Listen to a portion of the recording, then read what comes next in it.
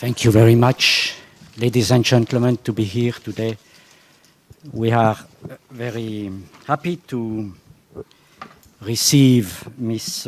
Warif Halabi, the chargée d'affaires at the Syrian embassy in Tokyo, to hear a different voice, another voice about the situation in her own country. The press conference is open to anyone, but questions will be asked by our journalists, foreign journalists, but also Japanese journalists. I would like to start maybe with a little introduction, if you don't mind, by quoting Miss Maureen Dowd of the New York Times. She writes in her last column that that Syria is an eerie replay of Iraq. Let me quote Miss Maureen Dowd, the great Maureen Dowd.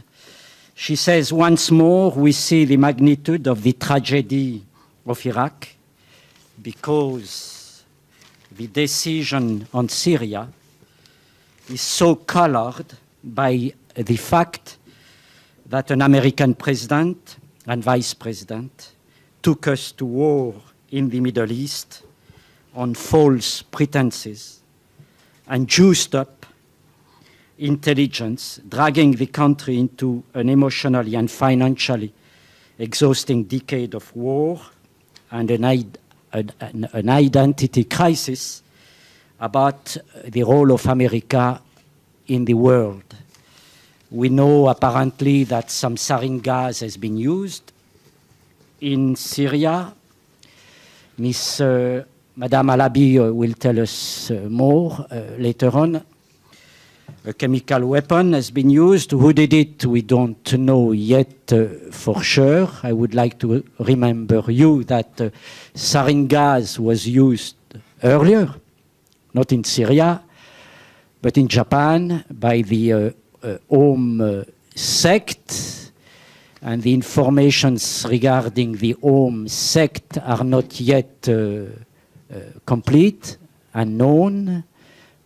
20 years later, remains a mystery. So we have to be very careful also when we know about about the situation in Syria. So reserve a very warm welcome to Ms. Halabi. Thank you.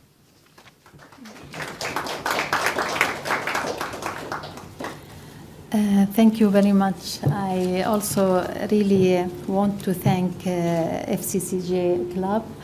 I am very happy to meet all of you. To be honest, this is really a great chance for me to address the situation of Syria, especially on this critical moment, and also to clarify many situations or according to your questions, in order also to seek your support. Especially I know that the role of media is very important role, and it is your duty also to address the situation, to reflect the point of view of any situation, especially this critical situation, in unbiased manner, in order to seek the most appropriate way to solve this problem. And this is, in fact, why I am here. I want to clarify the situation, not only to speak about the use of chemical weapons, because this is one element, and to understand the situation, I need to speak about it. And I noticed, I came here only 1 month ago, but I noticed that it is reflected, our problem reflected only from one side. It is exactly what the US, as well as its alliances, whether they are from our region or from outside of our region. And this is why I want to speak about this situation. And so let me start. In fact, I want to say that we think that the U.S. want to deal with our situation according to the responsibility to protect concept. I don't know if you have an idea about this concept. It is a new concept, but and this is why I want to speak about our case with this with the three pillars of this concept, in order to see if really worth to deal with our situation according to responsibility to protect, and at the same time to see if at the end or the consequences and the difficulties and the problems which you are going to face later on, in case we continue also following this concept. So for this reason, let me say that we know the international relations, the main principles which coordinate the international relations is according to UN Charter and the principles of and the purposes of the United Nations, which insist and strongly confirm on the respecting the sovereignty, territorial integrity, and non-interference in internal affairs, and all states are on the same level.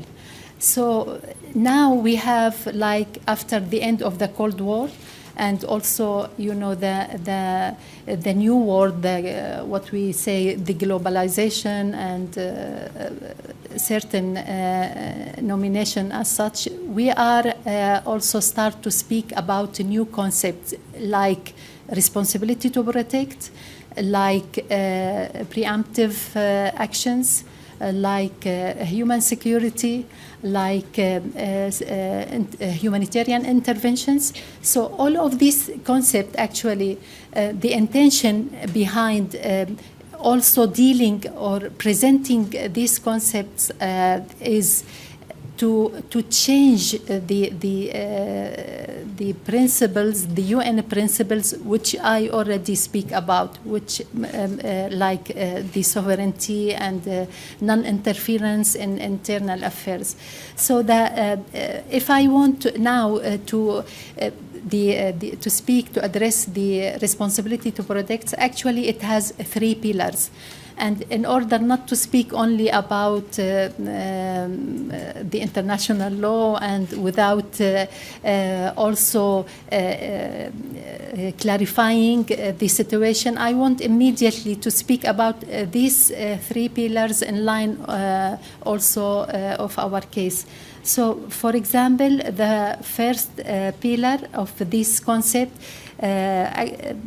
puts the responsibility of the state, the responsibility of the state to protect its population from, we have war crime, ethnic cleansing, and crime against the humanity, and we have genocide. So in these four cases, the United Nations agreed to use the responsibility to protect. But of course, before we continue, I should say that there is still a discussion about this. We haven't agreed yet to imply this concept, because we said it is still under discussion, and we need to clarify if it is really worth to follow or it is a dangerous concept. But we agreed that we continue our discussion with regard to this concept and to find out the measures, the way how to implement this concept. So, for example, for Syria, if we want to say the first concept speaks about the responsibility of Syria to protect its citizens. Of course, our government do their best in order to protect our people, and they are protecting our people. But because of so many allegations speaking about there is a crime against humanity from the beginning. I am speaking this, it is not now, it is 2.5 years almost now. They start from the beginning speaking about the government commits a crime against the humanity, against its people, and also a crime of war, and all of these four crimes, they immediately accuse the government. And as such, they said the responsibility to protect should be also applied to the case of Syria. But of course, we always say, no, you have to be careful. You should clarify the situation, because it is not the government who commit such suicide or who kill also its people. And, you know, they dealt with our situation at first at the Council of Human Rights. And even, unfortunately, the Council of Human Rights dealt with this situation, and the information which already he put it in its report, on the Council report. Most of this information based on also allegations, or only it was biased. It was only one side, because I was dealing with this issue 2.5 years before coming here on this issue, and humanitarian and the human rights issues. So I know that we send them so many hundreds of letters clarifying our situation, addressing certain issues which addressed by media. Telling them that this case happened, for example, in certain place, and the terrorist group doing this, and we clarify each case according to the situation. But no one care about reflecting our point of view. This is why I'm saying that they took one side, and they based on this information, and they said the government committing such crimes. This is the first pillar. Now we go, and this is why I'm saying it is unfair to deal with our case under this concept. The second pillar, it is speaking about the role of the international community to help the state in exercising its responsibility. So now we come to this. We always address the United Nations, telling them, please come, we are facing a terrorist acts by these armed terrorist groups. Nobody cared about this. They only said, no, you are responsible, and you should also shoulder your responsibility and to protect your civilians. How can we protect our civilians while they kept silent, blind their eyes about what they are doing, and giving them the full support, as you know, whether it is financial support, logistic support, any other supports, and did not give us any assistance, goes with what we face. We are facing terrorist group. The international community has a commitment according to terrorism. So they did nothing, they kept silent. We go to the third pillars, which speak about also the role of the international community through the United Nations to has the responsibility to use appropriate diplomatic, humanitarian, and other peaceful means in accordance with the United Nations Charter. Faisal. It is part 6 and 7. So now I would say it is according to chapter 6 and 7. To speak about chapter 6, it means that the United Nations should deal with this case in peaceful manner. So if I want also to speak about the Syria case, I would say, okay, Syria from the beginning accept to deal with this situation when they send us the Arab League mission group. We accept them, we dealt with them, and when they finish their work, they present the report, and the Security Council did not accept also to present this report.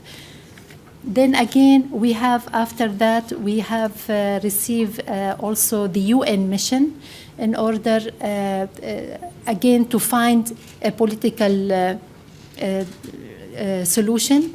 And also we dealt with him, and it was also, again, similar. He withdrew, and also the Security Council did not accept.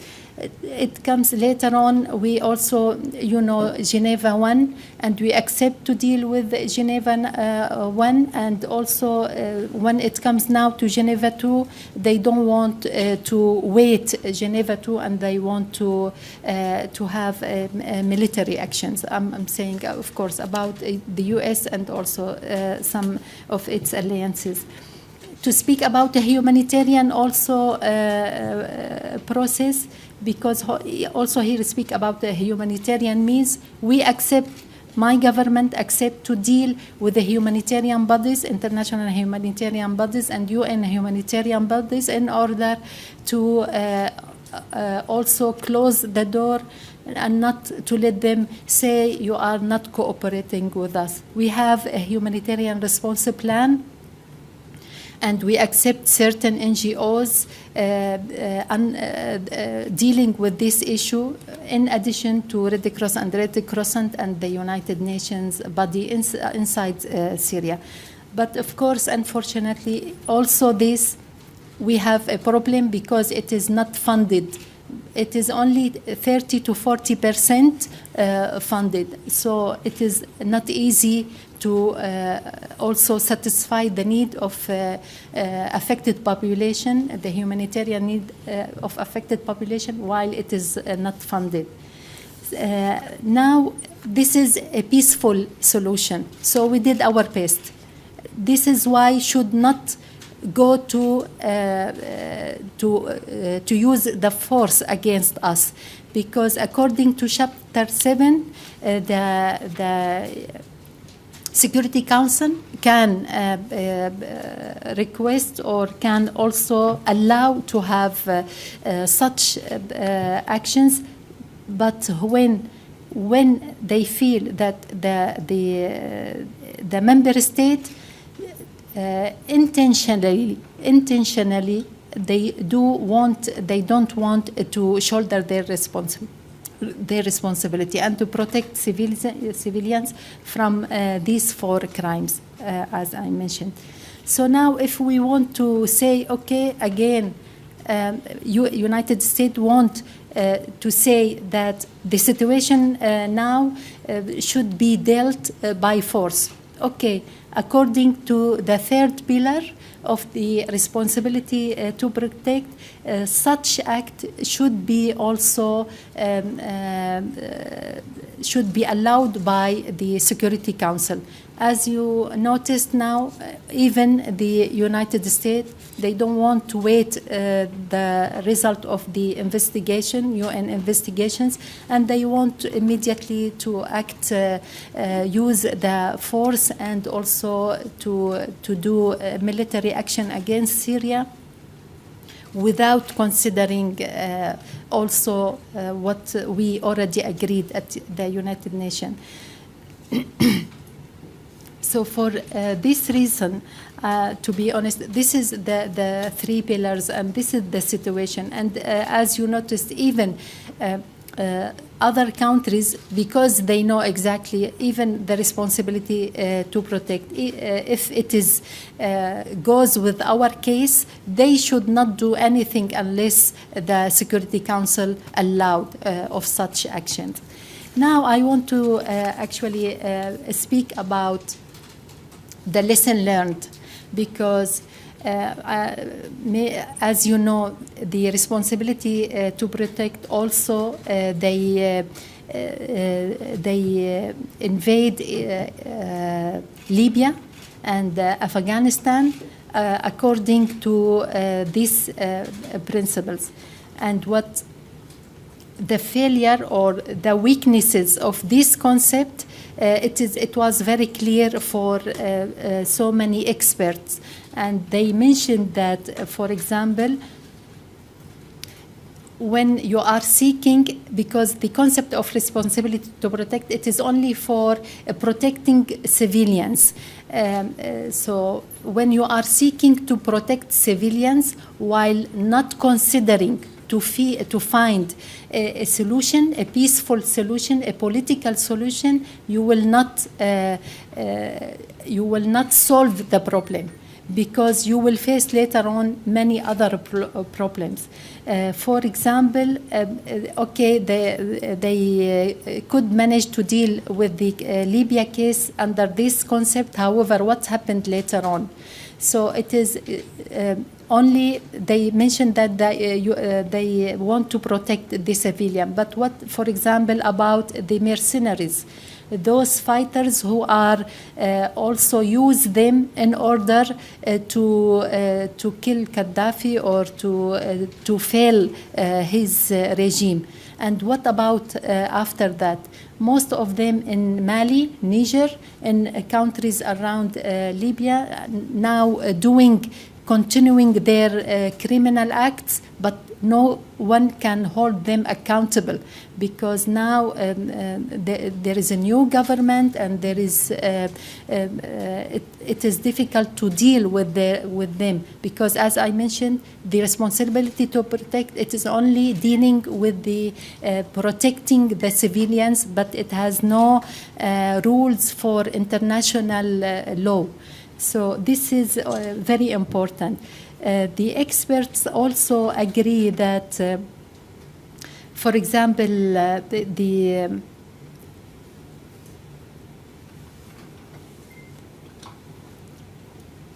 yes, in case of Libya, when the government fell, so they have the store of weapons. They couldn't control the store of weapons because there is no government, and you know those terrorists or I don't know what they call them, mutamarridin or fighters or mercenaries. So many. They stole these weapons, and it is nobody know what they can do with this. But of course, in our case, I can tell you that most of these weapons comes to Syria, unfortunately, because after we finish with the case of Libya, immediately the situation started to be worsened in Syria. And also, as I mentioned, they need to hold accountable these responsible about the crimes. It is also, I want to speak about they noticed that because this case should be agreed on the Security Council, the motivation of the state, the member state of the Security Council, different. For example, some of them, it is for the benefit of Europe countries to follow this case in order to finish this. but in other case, it is for the benefit of United States or other countries to follow. So here, the benefits conflict each other, and it was complicated to agree on certain principles. Now it is, they evaluate that situation according to the benefit of the more powerful country. And I want to speak also about the case of Afghani, because this is very important. It is very similar, I think, to our case, because Afghani forces, they noticed there is no clear goal, and there is like no clear strategy. So, okay, for example, like now in Syria, if you want to interfere, to do military actions, what is the consequences? What is the result? Do you think if the Syrian government fell, and then the problem will be finished? I would say you should be careful, because of course, I don't think that will happen, but still, we should think if the Syrian government fell, you should be careful about these terrorist groups. Most of them, 80 to 90% of them, are from the Al-Qaeda, Jabhat al-Nusra, are those able to really to be in that sensitive area, and also to live in a peaceful, and also to have a good relation with neighboring countries. Not only for our region, I would say. It is really very dangerous, because it will affect also the whole world later on. I don't know if you follow the news or the YouTube or any other medias, that it shows you exactly how they are a criminal, and also they have no belief. Unfortunately, they are using the Islam. However, believe me, they are very far from Islam, and they only following the order from outside actors who fund them and who support them and who ask them to do such terrorist acts. So, in fact, this is the explanation of of our situation. I know that right now most of you waiting to speak about the chemical weapons, the allegations of the usage of chemical weapons. You know, I explained the situation to understand what I want to say about this issue, because now it is again, because they couldn't pass, or they couldn't success when they mentioned that the government of Syria killed its people, committed the crimes against the humanity, and also making a war crime. Because also other voices start to say no, the terrorist groups or the armed groups, or sometimes calling them opposition or whatsoever, those are also committing such crimes. So now they couldn't bring an evidence 100% or even 50% that the government doing such acts. This is the reason they start to find something else. And because Syria immediately, when Khan al-Assal accident happened, they used sarin gas. The terrorist acts also use the sarin gas in Khan al-Assal against our people, and we, as we always do, we send immediately letters to the Security Council and to the United Nations asking them to let the UN investigators to come and also look at this accident and in order to clarify the situation and to protect our people from such acts. Again here, as you know, immediately, because the United States and certain other countries, they don't want the UN efforts and our government efforts to have success. They immediately start to speak other allegations like they have evidence. I don't know where is this evidence till now. It is not presented. About using chemical weapons against our people from our government.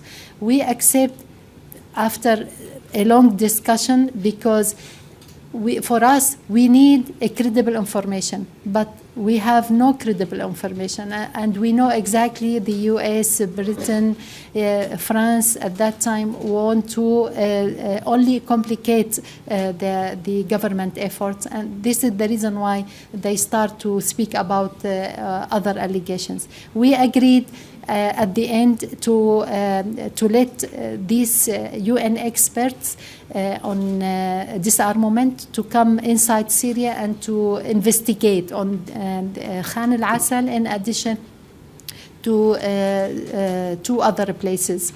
When they arrived on 19th of August, immediately on 21st, and they have access.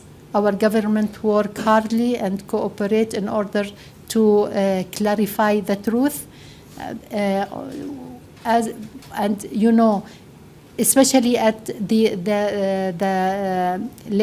last 3 months, our military forces, our people really work hard and stand strongly beside our government, and we achieve a lot of progress in order to get rid of these terrorist groups, which are supported, unfortunately, from US and its alliances, especially in our area. I mean, like Saudi Arabia, like Turkey, like Qatar. And so we, while we are achieving such progress, they and the United Nations also were inside our country. We heard and immediately that after 2 days only, 21st of August, they spoke about using chemical weapons in Al-Ghouta by the government. And of course, this is false information. It is unacceptable. My government did never use chemical weapon and will never use it against its people freely on it. So, but you know, they won't anything hinder our government efforts, and this is the reason. Immediately, as you notice, there is a political as well as a media campaign speaking about the government. They are still inside my country, the investigators. However, they don't want to wait. Immediately, they start to complicate the situation, accelerate the time in order to receive the support to do a military act against my government, because they know exactly the terrorist groups who use this chemical weapon, and they know exactly that the United States and other supporting countries who are giving this armed terrorist group the full support in order to do such act against our people. They don't want this truth to be clarified, and this is the reason why they immediately try to put pressure on our government and also the international community to do such military actions. The Secretary General immediately asked the UN expert group in order to go back to clarify the result, the outcome, to see to look at this situation and to present it to the Security Council in order to study it, as well as to see the appropriate action should be dealt with Syria case. Of course, as you know, it is. I also want to say that about Russia, because always people think that Russia is always on the side of the Syrian government, and there is no possibility to improve or to do something. And this is the allegation of United States, the United States, in order to do certain military actions. As I mentioned, as I spoke and clarify this concept, the responsibility to protect, in addition to other concepts. Later on, maybe we have the time to speak about them. But Russia and China, they are very keen not only to stand beside Syria because they have good relationship with Syria. No, but this is very dangerous. Very dangerous if you really want to violate the UN principles and replace these important principles with the responsibility to protect, for example, principles, which is, as I mentioned, not yet agreed, and also it has so many failures.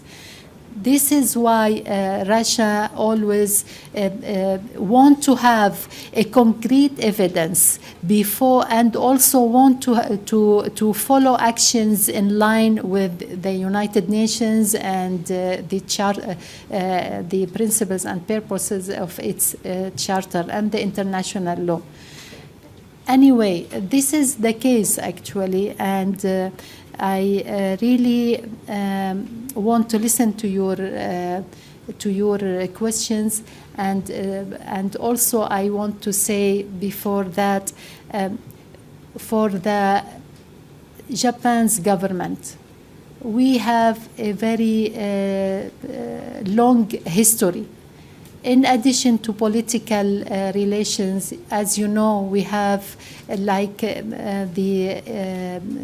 economic and cultural relations. So it is really, we know that they have, the Japans have very strong relations with the United States. And we really wish that Japan's to put pressure on the United States in order to follow what we already agreed at the United Nations, in line with the principles and purposes of the UN charters. In addition to its good relations with the USA, the Japan's government fund the United Nations. It is the main country who fund the biggest fund to the United Nations come from Japan. So Japan should really work hard in order to keep these principles, important principles, and to defend any attempts try to defeat these principles. And this is why we really look to have a big role from Japan. As I mentioned, because also Japan's a peaceful country, and it has also a long history working in our area, peace building activities, and they have also nominated a person since a long time to follow the peace process. So they have a very good history in dealing with such a critical situation in a peace manner. What we want from Japan, as well as from the journalists, I really beg you, I know that you have very, very important role. As you know, it is your role to do with this critical situation in unbiased manner, to clarify the situation. It is not only for Syria, believe me, I am speaking because I know exactly what I am saying. It is for the whole international community. You should be careful about the consequences of such military actions. It is not only against Syria, it is against our region, it is against our world. You are, as such, giving the full support and the strong hand to the terrorist groups, to the Qaeda, to the Jihad, Jabhat al-Nusra. You know, we have agreed already at United Nations to fight terrorists, to have a collective actions and to fight terrorists. And this is the reason why I want to say, if you really follow, we want to clarify the situation. We want to hold these actors accountable. Whoever use these chemical weapons to be accountable. But you should not follow United States. The United States only want to say the government, because they don't want the government. They want only the Syrian government to fall. This is what they want. This is the reason they are saying there is a chemical weapon and the government, the one who use it against its people. The government of Syria, who requests from the United Nations to come and investigate on this on the usage of chemical weapon inside Syria. This is not new. We know that there is a usage of chemical weapon inside Syria, but we want you to think, to clarify the situation and to see these terrorist groups, what they are doing inside Syria with the support of United States and its alliances in our region. You should ask to hold these terrorist groups and their supporters accountable. And this is really what I wish from the Japan government, as well as from you as a journalist, to clarify situation or to try to avoid of having such a crisis or catastrophe later on. So forgive me for speaking a long time, but really it was to consider this situation to avoid its critical consequences. Thank you very much. Thank you, Madam Halabi. Who wants to ask the first question? Yes, identify yourself.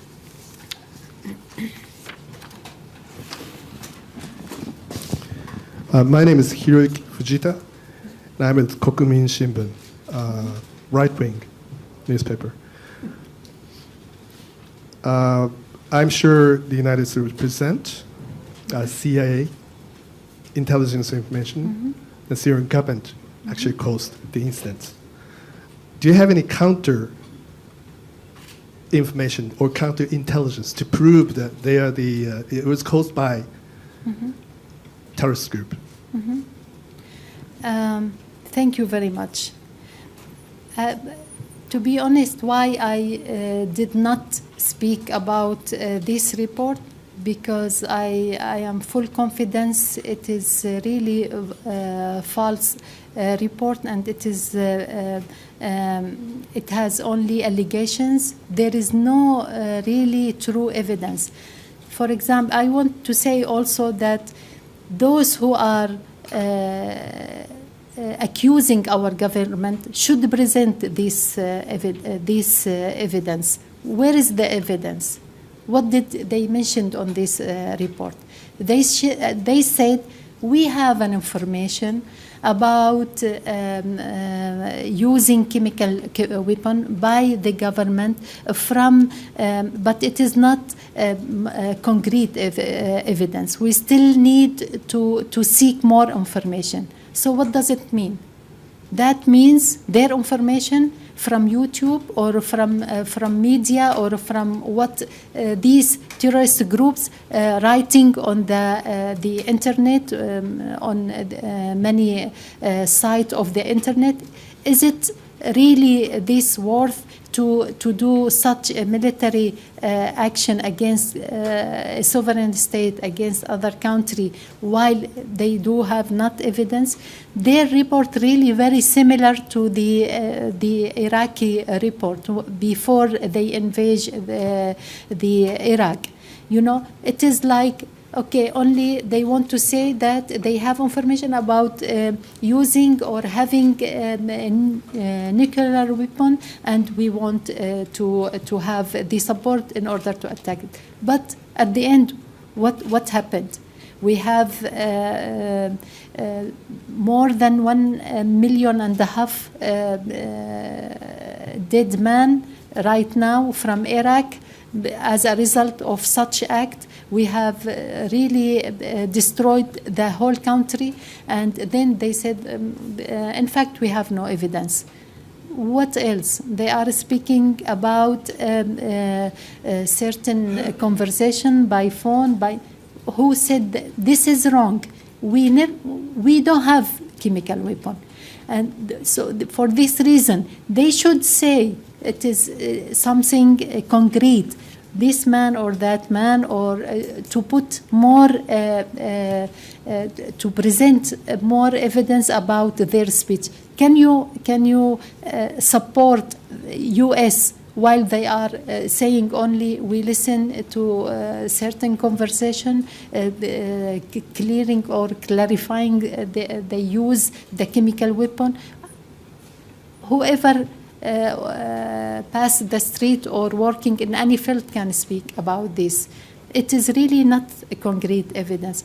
Do you think Russia, such a very strong country, or China, or any other countries also, or what about Britain? You know the position of Britain. Are Britain biased to the side of Syria? No.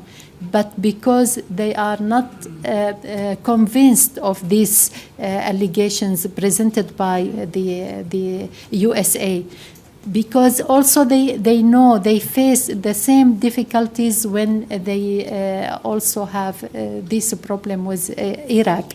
And this is why this should be presented, really, the report, before we speak about the report or start to analyze this report. It is really not concrete at all. For us, we have nothing from this report. It is only a way to gather the support of international community and to proceed. But it is good now, the international community, after Iraq, after Libya, after so many incidents, noticed that it is not enough only to present, to say that our intelligence people find this. So this is actually what I want to say. Thank you. Madame.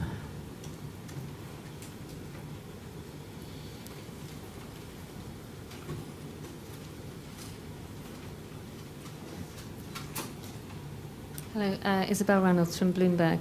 You've made clear that obviously you don't want to see military action in Syria, but the country is in chaos. What kind of plan could you present to return to stability?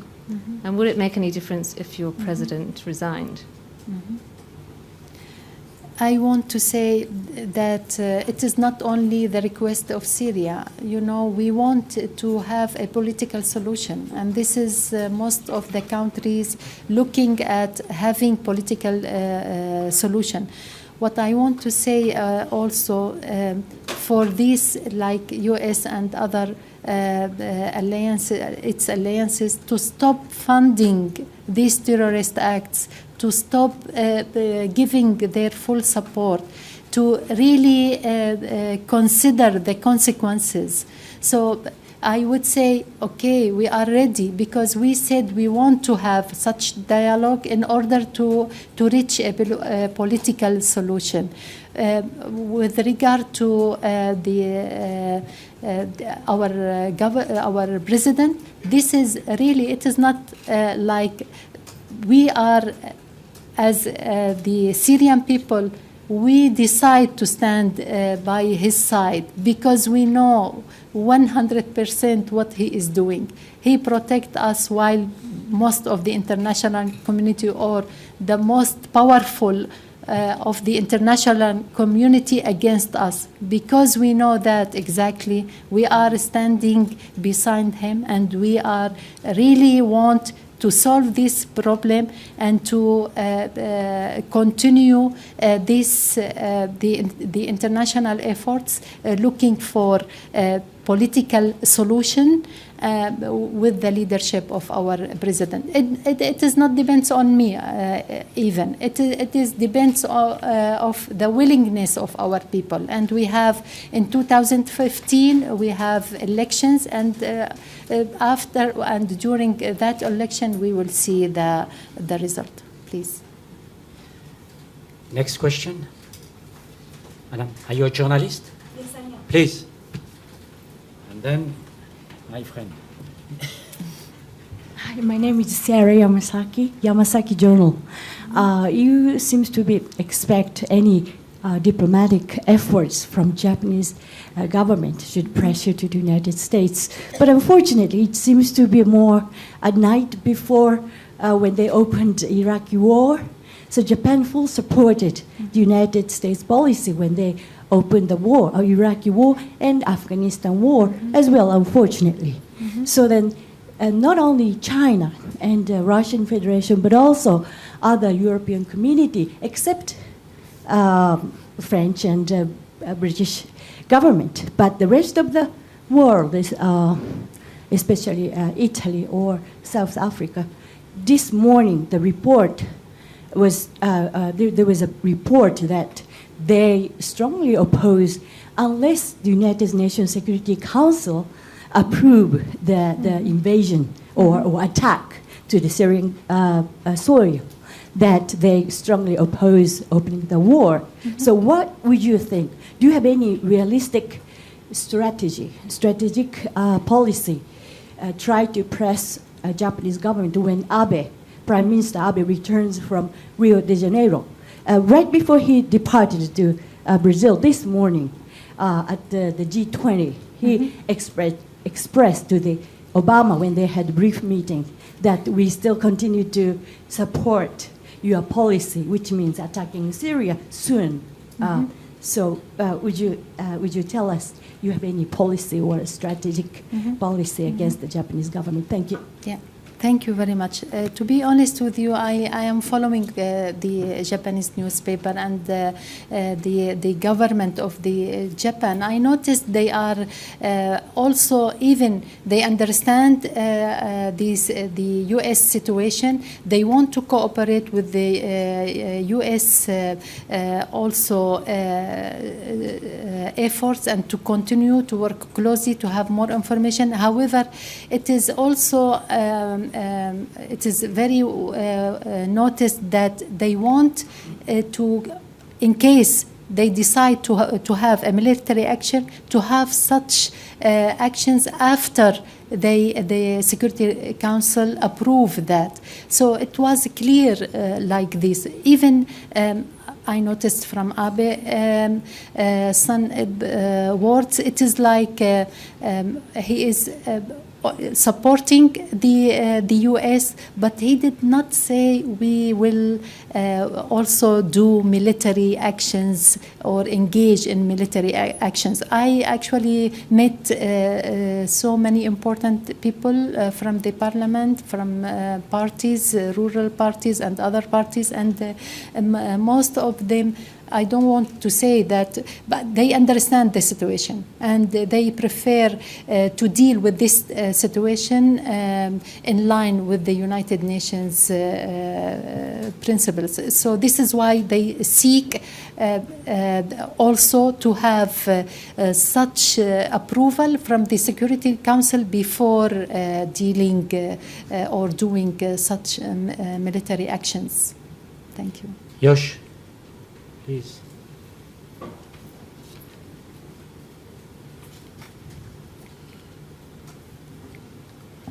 Yoshio Hota, freelance. Thank you for coming to the club today. I'm still puzzled. And I think the real crisis here we face is the future of civilization. Because the words are losing the meaning. The US and French government concluded that the Syrian government used the chemical weapons, but you totally denied today. Again, can you swear to God the Syrian government never used the chemical weapons? Another question. It is true that you have a stockpile of chemical weapons from Russia in your country? Thank you.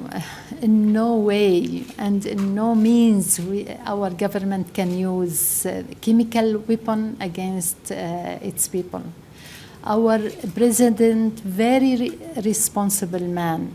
He is really doing hard. I know even when I met some of the government people, they told me who knows him, they are really very happy to meet him, and they noticed how he is distinguished among other presidents in our countries, in our region, I mean. So I can't say more than this because we will never use it, the chemical weapon. I'm full confidence. I can swear by God, our government did not use the chemical weapon and will never use the chemical weapon against its people. And you didn't receive chemical weapons from Russia, he was asking. No way. This is against, you know. This is against. Here, even it is not the time to say that, or it is not the forum to speak about having chemical weapon or not. But it is against, you know. We are a member to the optional protocols, and we know exactly our obligations, and also we are very committed to our international obligations. Who wants to ask a question? Yes? Our Japanese colleagues are also welcome. Our ladies journalists are also welcome to ask questions. And Kaldu is also welcome. Takashi Koyama, freelance. According to today's New York Times, it seems the U.S. attack on your country is going to be rather extensive, using not only Tomahawk missiles, but bombers as well. What is going to be your response to that? Sorry, can you... What will be your response if the US use bombers, not only Tomahawk missiles? What will be the response from the Syrian government to an American attack? You know, it is, of course, Syria, I would say, will never, it is a peaceful country, and we never have any attack on other countries, neighboring countries or other countries.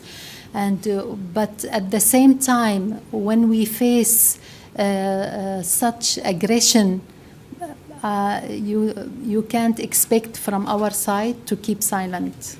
Of course, we will be involved. We will reply, and we will also defeat our people, our enemies, and protect our people. Thank you. Next question. Madam.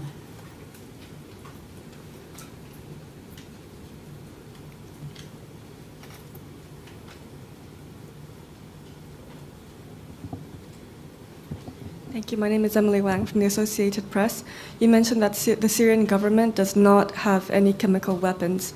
In that sense, does the Syrian government have a view on to what extent, whether and to what extent, these chemical attacks took place, and where these came from, and how it came to into Syria? Thank you.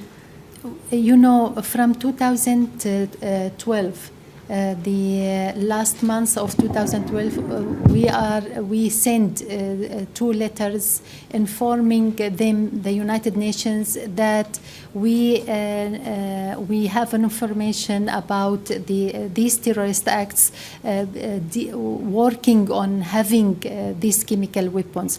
We sent also information about a place or on the Turkey territories.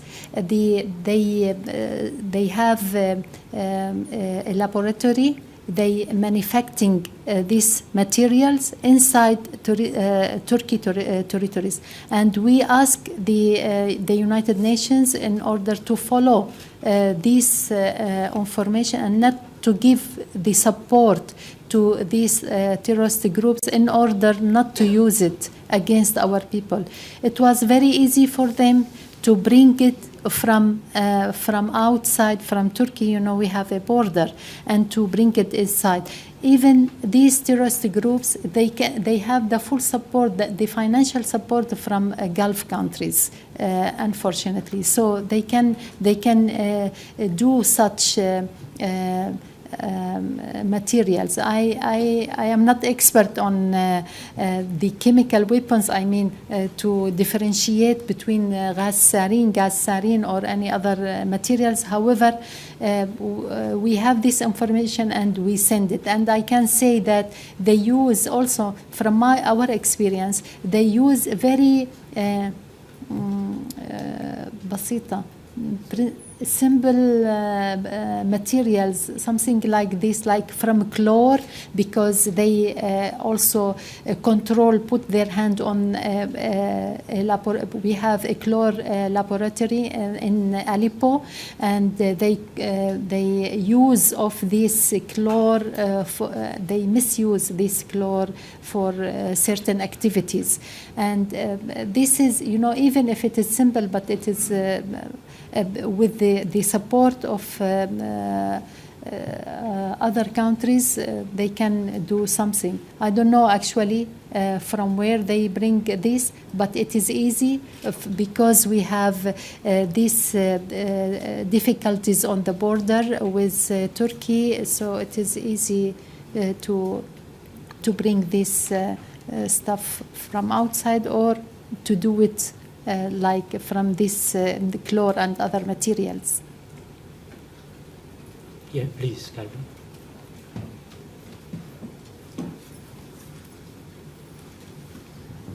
Thank you. Khaldun Azhari, Panoramic News. Japan said it will help Syria with, it will provide help, humanitarian help to Syrian people. So how do you expect such help to be received? And just in case the United States launched attack, for example, with tactical nuclear weapons, as it was reportedly done in Iraq. And they say until now there are some people have some consequences by that radiation. So if this happened in Syria, or if they used normal weapons, good weapons, so how could the situation on the humanitarian level will be in such attack? Thank you. Thank you. I want to say really that because now also Japan's mentioned several times that they want to deal with the humanitarian consequences. What we want from Japan's, from the government or from the NGOs, to deal with this situation in full coordination with our government. It is, as I mentioned, if you want to do to give the support, to, in coordination with the terrorist groups, you know, it is like you are really, again, supporting the terrorist group and empower them and prolong the situation of violence and hinder also having a political solution. As such, our people, affected population, will still suffer and will keep their situation as also similar to what they face right now. We are very open, but in line with the GA resolution, General Assembly resolution, organizing how to offer the humanitarian assistance. For this reason, I would really appreciate if the government and the NGOs of Japan if they want to provide humanitarian assistance, to come to our mission embassy, as well as to coordinate their efforts with the United Nations and with the government of Syria in a legal manner and not in illegally. Otherwise, we can't, we can't provide them the protection. We can't also cooperate with them because they want to deal this illegally.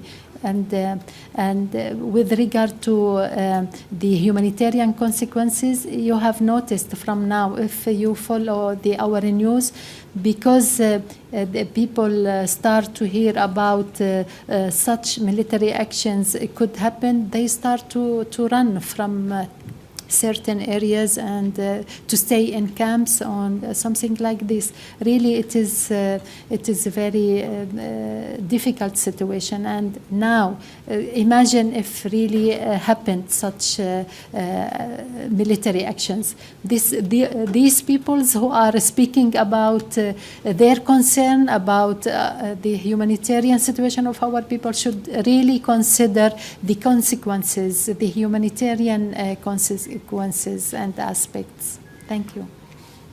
Madam Halabi, I know you have to go soon. I would like to ask you a last question. Your president is relatively quiet these days. Why your president is not launching an appeal to the outside world to try to find a peaceful solution to your situation in Syria before the Americans start to use their tactical weapons, before it's too late? Why your president is not launching such an appeal to tell to the outside world, help us to avoid a dramatic outcome, and why your president is not also asking the outside world to investigate a little bit more about the role played by Turkey, as you mentioned, and the chemical factory on Turkish soil.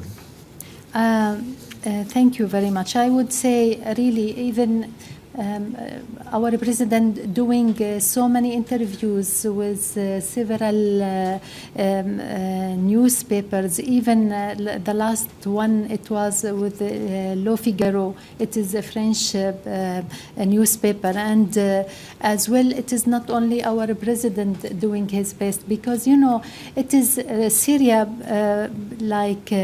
we are really working silent and but doing the right things, and also pushing the international community to discover the truth. We are full confidence we are doing the right things, and we are full confidence that the international community will notice where is the failure and how should follow. In addition to that, I want to say also our Prime Minister, our Foreign Minister, our Deputy, and all doing their best. And the Parliament also, actually, they send a letter also, for example, this what I have, it is clarifying the situation and also requesting the international community and also the Congress, the United States, who are want to do such act. So I don't think, but at the same time, you know, we are full confidence. They have no evidence. We did nothing. This is why we feel like we are in a very strong position. Thank you. Thank you very much, Madam Halabi, for coming today. I want to give you a 1-year honorary membership card. Please come anytime to our press club, anytime you want to say something to us. And thank you very much for coming today. Thank you. Thank you very much. Thank you. Thank you. Thank you. Thank you.